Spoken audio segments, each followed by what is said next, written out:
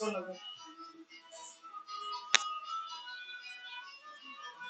morning, students. I am Ryan Sharma with you online.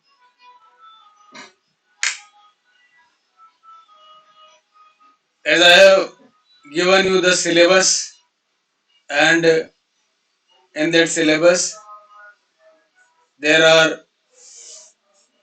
three parts. Three parts are there: reading, writing, and text.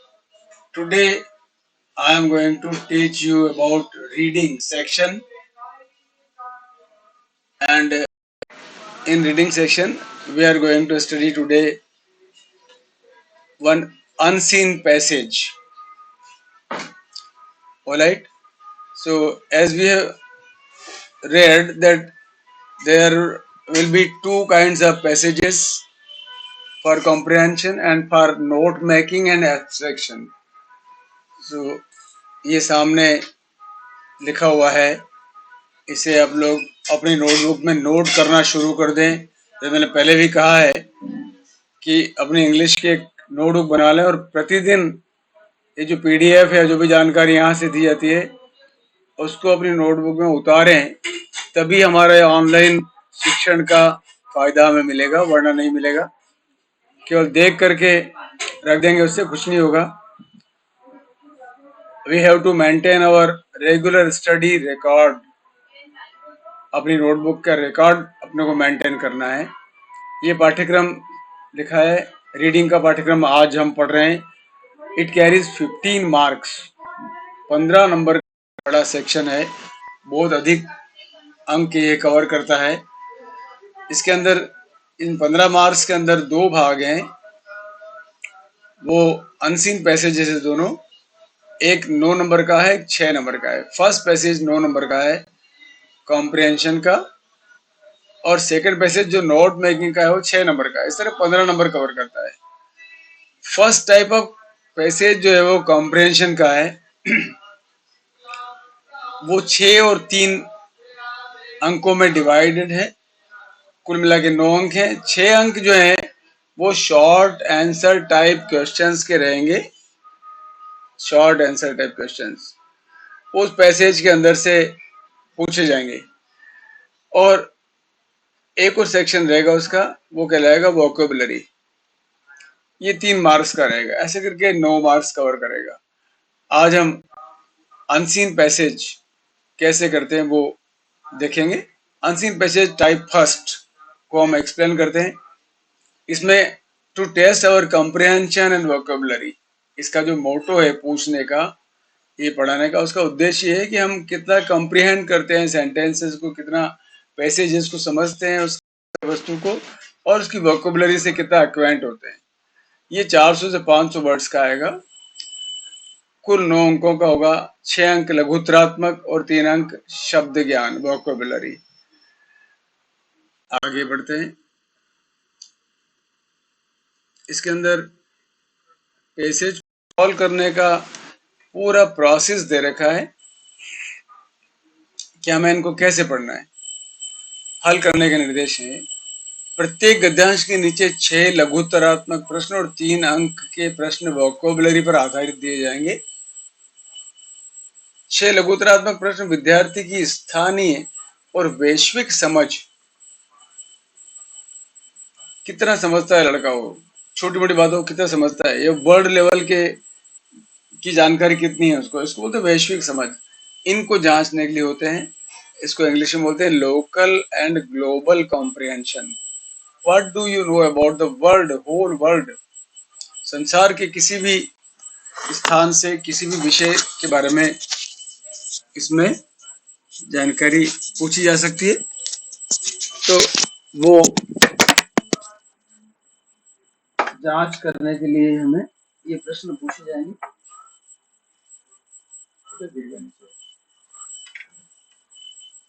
अब इसमें शब्द ज्ञान और meanings, word formation meanings, इस गद्यांश में 100% अंक प्राप्त कर सकते हैं हम। ये लिखा हुआ है achieve all 9 marks, you can obtain all 9 marks, क्योंकि आंसर सामने ही है, क्वेश्चंस जो पूछे जाने हैं ना उनके answer sound, you don't have to remember them. तुम्हें अपने घर से याद करके नहीं आना है। पैराग्राफ सामने पड़ा हुआ है, only find out the answer from the passage and give the answers, that's all. तो ये एक आसान सा हमारे लिए एक मैटर है 9 नंबर का। आपके उत्तर प्रश्नों के अनुरूप होने चाहिए, जिनमें प्रश्नों के काल और व्यक्ति का ध्यान रखा जाना चाहिए। जब वो आंसर दें तो टेंस का जो पर्सन है, अगर वो थर्ड पर्सन है तो थर्ड पर्सन, अगर वो फर्स्ट पर्सन तो फर्स्ट पर्सन, और टाइम टेंस का ध्यान रखें। अगर डीड से बनने वाला क्वेश्चन है तो हम उसको डीड वाले को सेकंड फॉर्म में आंसर दें, डू डज वाले को प्रेजेंट में दें। इस तरह का अपने को ध्यान रखना है। ये टेंस और पर्सन के बारे में जानकारी लेकर रखा है। ये कुछ निर्देश और दे रखे हैं। गद्यांश को पढ़ने से पूर्व प्रश्नों को पढ़ लें, क्वेश्चन पढ़ लें, ताकि पहले जान लें कि हमें क्या पूछना है, हमें क्या तलाश करनी है। इसे टाइम बच जाएगा। गद्यांश को बड़े ध्यान से पढ़ें। जब पता लगेगा कि जो उत्तर उनके वहां है वो उनको अपन अंडरलाइन कर लें घर पे अभ्यास करने के लिए। गद्यांश में वो भाग ढूंढें और उनको पंक्तियों से रेखांकित कर लें। प्रश्न की संख्या भी हाशिए में लिख दें कि यहाँ जो लाइन है ये किस प्रश्न का उत्तर है। परंतु प्रथम पठन में आपको उद्देश्य अधिक होगा कि गद्यांश की विषय वस्तु क्या है। विषय वस्तु, total subject of the passage क्या है, इस पूरे पैसेज में कहानी क्या है, किस विषय में इसके बारे में जानकारी दी जा रही है, न कि प्रश्नों का उत्तर ढूंढना। ये शुरू में अपने को ध्यान रखना है। अपरिचित शब्दों को देखकर घबराया नहीं। कोई लगा कि अनजान वोकैबुलरी है, पता ही नहीं लग रहा है, उससे घबराना नहीं है, बल्कि उसके आसपास की घटनाओं को समझना है कि वो संदर्भ क्या चल रहा है, ऊपर क्या आया हुआ है, नीचे क्या चल रहा है। उससे उस शब्द का अर्थ मालूम पड़ जाएगा। क्योंकि कोई भी शब्द जो होता है वो रिलेटेड होता है, उस संदर्भ में चलता है। वो जो कहानी चल रही है, जो घटना चल रही है, जो फैक्ट हमें दिखाई दे रहा है, उस फैक्ट से रिलेटेड ही होते हैं शब्द। वो तो वो शब्द वहां क्या अर्थ दे सकता है, ऐसा सबको अनुमान लगाएं। पुनः प्रश्नों को ध्यान से पढ़ें, एक बार में एक ही प्रश्न, फिर प्रत्येक प्रश्न का उत्तर गद्यांश में ढूंढकर रेखांकित कर दें। ये घर का अभ्यास है, परीक्षा में नहीं। परीक्षा में किसी भी हालत में पेंसिल या पेन का चिन्ह पेपर पर नहीं लगाना है, वरना आपसे वो पेपर और कॉपी दोनों ले ली जाएगी। इस बात का ध्यान रखना है। अब प्रश्न के अनुसार उत्तर लिखना है। अपने उत्तर को प्रश्न के व्यक्ति, पर्सन और नंबर, मैंने जैसे बताया, अगर थर्ड पर्सन है थर्ड पर्सन, अगर वो थर्ड पर्सन आई कह रहा है तो वो आई नहीं है, मैं नहीं हूँ, वो थर्ड पर्सन ही है, वो या शी है। इस बात का ध्यान। कई बार हम गलती करते हैं, प्रश्न में पूछा हुआ है या पैराग्राफ में आई लिखा हुआ है, जैसे बात कर रहे हैं वो लोग, डायरेक्ट स्पीच है और दो व्यक्ति बात कर रहे हैं और उसमें आई का यूज है, तुम भी उसमें आई लगा देते हो, जबकि वो आई नहीं है। जो भी है वो है, जो पर्सन बात कर रहा है, अगर वो पुरुष है तो ही है, स्त्री है तो शी है, अगर ज्यादा लोग हैं तो दे हैं। इस बात का ध्यान रखना है। तो ये पर्सन्स को आइडेंटिफाई करने के बाद उसका आंसर, फिर number, number of person, singular singular plural, और टेंस का ध्यान रखना है, इसके अनुसार ढालना है, उनको चेंज करना है। फिर ध्यान रखना है कि वाक्य जो है वो छोटे हों, टू द पॉइंट हों। अगर एक वाक्य में ही उत्तर मिल गया तो एक वाक्य लिखना है, ऐसा नहीं पूरा पैराग्राफ ही उतार दें। और पूर्ण हो, सारी जानकारी उसमें आ जाना चाहिए, ग्रामर की दृष्टि से उसमें गलती नहीं होना चाहिए। फिर वोकैबुलरी की जांच करना है तो कुछ शब्द दिए जाएंगे जिनको आप शब्दों को गद्यांश से निकाल कर लिखने को कहा जाएगा। वोकैबुलरी की जांच, शब्द ज्ञान, जो लास्ट के 3 नंबर हैं, उसकी जांच के लिए हमारे पास शब्दों का नॉलेज होना चाहिए, ऑपोजिट भी याद होना चाहिए और सिमिलर वर्ड भी याद होना चाहिए। या उसे हम पैराग्राफ में से ढूंढ लें अंदाज से कि ये शब्द क्या है, तो उसका मीनिंग ऑपोजिट में वहां क्या होगा या सिमिलर क्या होगा। ये भी 3 नंबर कवर करेगा। अब हमारे लिए बहुत इम्पोर्टेंट जानकारी है, तुम लोगों को अपनी कॉपी में उतारना है आज ही। मैं जब भी कक्षाओं में जाता हूँ बराबर ये WH वर्ड्स के ऊपर जोर लगाता हूँ। ये सारे WH वर्ड्स तुम्हें मालूम होना ही चाहिए, इनके बिना तुम किसी प्रश्न को समझ नहीं पाओगे और क्या उत्तर देना है वो बिल्कुल नहीं जान पाओगे।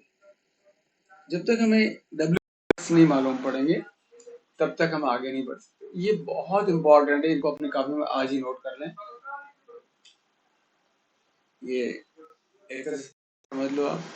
अब उत्तर देने का ट्रिक बता रखा है। यदि प्रश्न में डज सहायक क्रिया है, पहला क्वेश्चन डज से बनने वाला क्वेश्चन है, तो उत्तर साधारण वाक्य में देना है तो वर्ब की फर्स्ट फॉर्म के साथ एस या ईएस का यूज करें। अगर डज से बन रहा है तो निश्चित रूप से वहां एस लगाना है। अगर वाक्य का उत्तर अफर्मेटिव है, साधारण वाक्य है, ठीक है, नेगेटिव नहीं है या इंटरोगेटिव नहीं है, डज उसमें क्या करना पड़ेगा, डज हटा दें और एस यस लगा दें।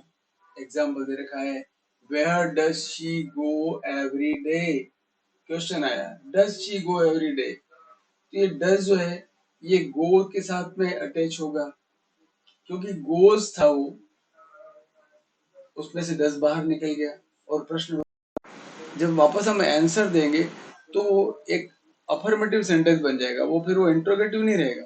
तो अफर्मेटिव में हमें क्या करना पड़ेगा, उस डज को गो में मिला करके गोज करना पड़ेगा। She goes every day to her office, ये डज नहीं रहेगा, डज गो में मर्ज हो जाएगा और गोज बना देगा। ये डज का वाले क्वेश्चन का बारे में जानकारी। यदि प्रश्न में डज सहायक क्रिया इंट्रोगेटिव नेगेटिव वाक्य में आई है, नेगेटिव प्रश्न है अगर मान लो और आंसर भी नेगेटिव में देना है, तो फिर नेगेटिव वाक्य में देना है तो वर्ब की फर्स्ट फॉर्म का ही यूज करें, एस यस नहीं लगाएं, डज को भी नहीं हटाएं। नेगेटिव अगर है, इंट्रोगेटिव नेगेटिव, जैसे why does she not come regularly, प्रश्न भी है लेकिन नेगेटिव में है, नहीं क्यों नहीं आती रेगुलरली, आंसर भी ये देंगे नहीं आती है क्योंकि। She does not come, does अपनी जगह रहेगा, शी आगे आ जाएगा, डज आगे उसके बाद चला जाएगा और नॉट कम का नॉट कम ही रहेगा। Regularly because she remains ill, उसका आंसर क्या दिया, because she remains ill, why का आंसर है ये, वाई का दिया बिकॉज शी इज इल। लेकिन आंसर की ट्रिक क्या होगी, सब्जेक्ट पहले आ जाएगा, शी उठा करके आगे, डज उसके बाद में और नॉट कम रेगुलर, उसमें कोई चेंजेस नहीं करेंगे। ये नेगेटिव इंट्रोगेटिव का आंसर हो गया। यदि प्रश्न में डू सहायक क्रिया है, ये फंडामेंटल ग्रामर है, ये अगर नहीं आया तो हम कोई प्रकार के उत्तर, कोई प्रकार के प्रश्नों का उत्तर हम सही नहीं देंगे। ये सिर्फ पैसेज से रिलेटेड ही नहीं है, जितने भी क्वेश्चन हैं, जितने क्वेश्चन हम करेंगे, चाहे वो आगे किताब के क्वेश्चन होंगे, टेक्स्ट के क्वेश्चन होंगे, या जो भी क्वेश्चन होंगे आगे पोएट्री के होंगे, किसी में भी जहां भी WH या हेल्पिंग वर्ब वगैरह आएगी, इस बात का हमें ध्यान रखना है। यदि प्रश्न में डू सहायक क्रिया है नंबर 3, वो उत्तर अफर्मेटिव में है तो डू को हटा दें, क्योंकि डू और क्रिया की पहली फॉर्म बराबर क्रिया की पहली फॉर्म, डू और वर्ब की first form is equal to verb की फर्स्ट फॉर्म। डू मिक्स होने पर भी उस पर असर नहीं पड़ेगा, डू क्रिया में मर्ज होकर खाली क्रिया रह जाएगी, जैसे उत्तर दे। और एस यस तो बिल्कुल नहीं आएगा डू के साथ उत्तर दिए। प्रश्न पूछा है why do they leave for school, do leave क्या है, ये तो डू तो हेल्पिंग वर्ब हो गई और लीव वर्ब हो गई फर्स्ट, तो जब हम आंसर देंगे दे लीव फॉर स्कूल हो जाएगा, केवल डू लीव में मर्ज हो जाएगा और ये फर्स्ट फॉर्म होगी वापस, क्योंकि do leave is equal to leave. Do लगने, डू मिक्स होने पर कोई स्वरूप चेंज नहीं होता क्रिया का, डज लगने पर क्रिया का स्वरूप चेंज होता है, वो एस लग जाता है उसके साथ। तो केवल लिव ही लिखेंगे, डू खत्म हो जाएगा और आंसर हो जाएगा। और टाइम क्या दिया, वेन का क्या दिया, समय 6:30 बजे, 6:30। ओके, अगला, अगर प्रश्न में डू सहायक क्रिया इंट्रोगेटिव नेगेटिव में है तो डू को सब्जेक्ट के बाद लिखना है, डू को मर्ज नहीं करना है, और वाक्य में वर्ब की फर्स्ट फॉर्म का यूज करना है। एस यस बिल्कुल नहीं लगेगा, क्योंकि इसमें एस है ही नहीं, डस की बजाय एस लगता है। अब प्रश्न पूछा जाएगा, why do they not come, negative है, डू है लेकिन नेगेटिव है, तो हम डू रखेंगे इस बार आंसर में, डू को मर्ज नहीं, do will be there, do will be return लिखा। They do not come here because of business। ये किसका आंसर है, वाई का, लेकिन जो आंसर की स्टाइल है वो है they do not come। बहुत ध्यान रखोगे, नेगेटिव में नॉट लगेगा और नॉट के पहले हेल्पिंग वर्ब लगेगी। अब फिर नेगेटिव बाद में डिड वाला है। यदि प्रश्न में डिड सहायक क्रिया है और अफर्मेटिव है, पहले डस था फिर डू था, अब डिड सहायक क्रिया है और वाक्य अफर्मेटिव है, इंट्रोगेटिव नहीं है, तो वर्ब की सेकंड फॉर्म का यूज करें। डिड अब फर्स्ट फॉर्म में जुड़ जाएगा और वो सेकंड फॉर्म बना देगा। How did she go there, did और गो, डिड और गो, तो आंसर में क्या बना दिया,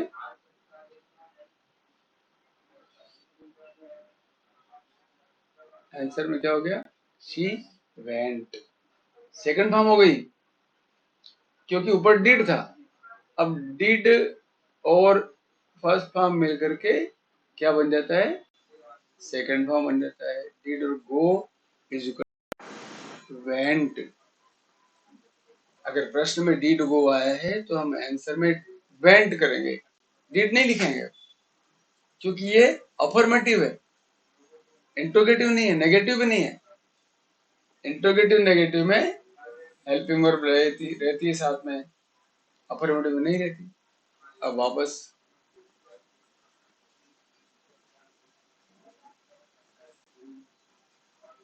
अगला, यदि प्रश्न में डिड सहायक क्रिया हो और इंट्रोगेटिव नेगेटिव है, नेगेटिव क्वेश्चन है और इंट्रोगेटिव भी है, तो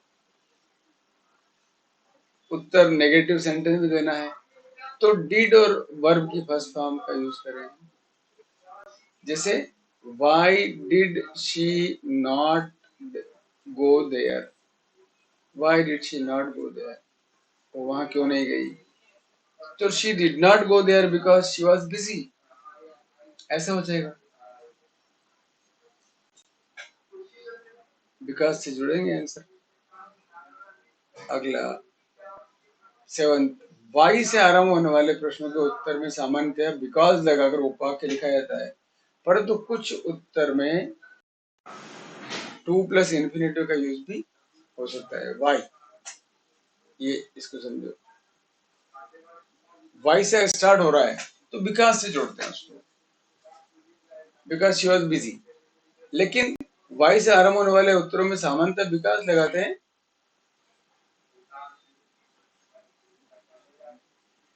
किंतु कुछ उत्तर में टू प्लस इन्फिनेटिव का यूज भी हो सकता है, जरूर नहीं हर बार बिकॉज ही लगाएं,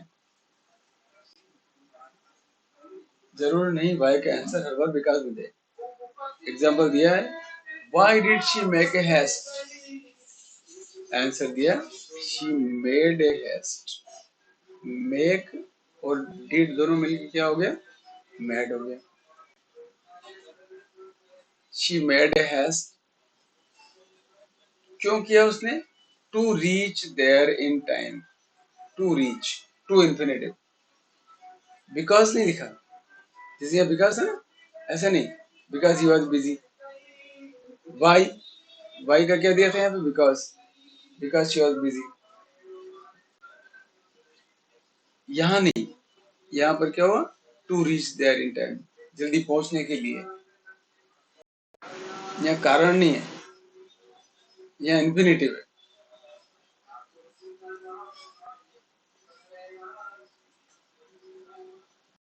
आगे एक और टाइप का क्वेश्चन है, एट्थ, यदि प्रश्न में देयर मध्य भाग में आता हो, पोर्शन पोजीशन, तो उत्तर में सामान्यतः देयर से ही शुरू करते हैं। देयर वाला एक अलग टाइप का क्वेश्चन है, देयर वाला प्रयोग।